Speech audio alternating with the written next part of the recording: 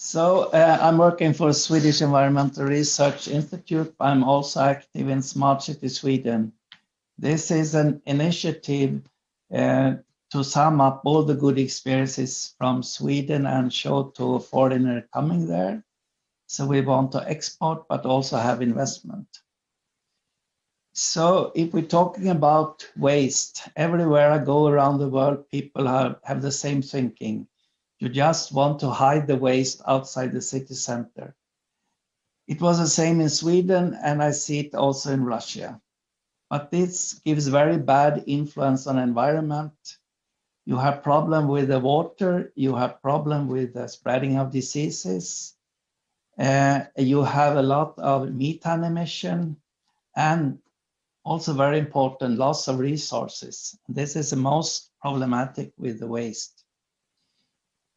If you look at the way of thinking, first you should prevent. In Sweden, we still produce like 470 kilo per person a year.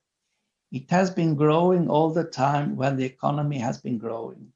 Now it seems to a bit level out, but still we have this problem that we also consume more than we need. 30% of the food produced will be waste. Half of the amount of clothes that we are buying will be waste, and so on. So therefore, we need to reuse more of the products that we are producing. And if this fails, we need to recycle more. And this is also a focus on the agenda. And if we cannot recycle material, we could at least recycle energy, and then don't need to dispose. That is our goal, to reach zero. If we compare Sweden with other countries like US and OECD, I don't know the Russian figures, but you could see that we only have, as said before, 0.5% going to landfill. And that has been a long journey. What we have done is that we incinerate nearly half of the amount of the household waste. That is the amount that cannot be recycled. 35% will be recycled as material, 50% recycled as from composting and anaerobic digestion. First, you need to take away hazardous waste. It's only represent a small portion of the total amount, but most of the hazardous influence. And what is growing now quickly all over the world is the amount of battery, especially now from the EV car, from cell phones. And we are struggling to find ways how to recycle the necessary metals in the batteries. But you also see some other hazardous waste that must be taken care of. So the government helped with that in Sweden, to sum up. And as you will listen later on, like electronic scrap will be recycled. We use collection stations, so it's a long time of education of people why you should sort out. Still, people are not doing this 100%. But I go every week myself to such a collection station with the package material, with plastic, with metal, glass, newsprint. And the thing is that plastic is the most problematic now. The amount is rising, but we can only recycle like 10%. So we are now developing in Sweden better sorting of the different plastic category, and then so that we will be able to recycle the monomer that build up the plastic. But we also replace plastic with a material from the forest. But in many installations, plastic is still needed. So we are using waste incineration all over the country. We have 41 incinerators.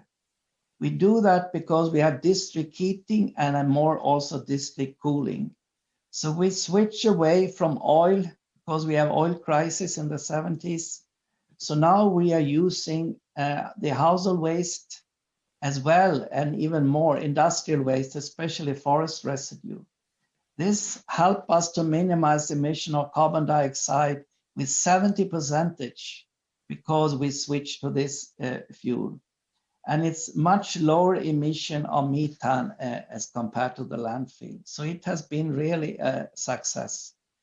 So in figure all over, you see that we use most of the energy to produce heat for the district heating, more and more for district cooling, but you can also produce electricity at the same time.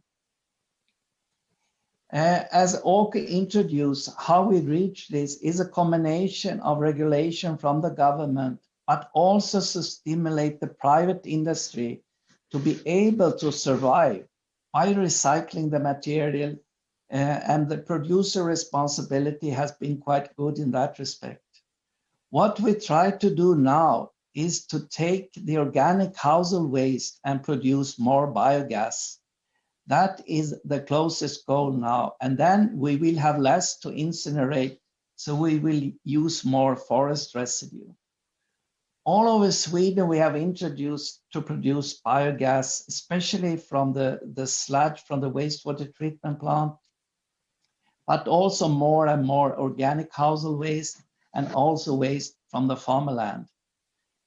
This means that we also are using a lot of biofuel for transport. Transport represents 30% of the carbon dioxide emission in Sweden. We were the first country in the European Union to have 10% alternative fuel already 2012. We have biodiesel, biogas, and bioethanol. And as well, we are introducing electric-driven transportation. As you know, we have quite famous companies also in this sector. So it is a combination of those two ways we think is necessary to reach the SDG goals. We also treating the landfill that will be closed. We recover energy from them. 20% of the biogas comes from closed landfill. We treat the leakage water and we cover the landfill. So we also transfer them to nice areas. So I will end up saying waste is a resource in a circular economy. We need more use of products, and the green economy is dependent on more recycling, and we can go from landfill to eco-park. And I'm so happy to discuss with Russian friends. There is no other country in the world where I can go and they know who is Sven Tumba, who is Peter Forsberg, and I know Shalamov, Mikhailov, Fetisov. So we have something to discuss besides waste. So I hope to come to Russia soon. Thank you.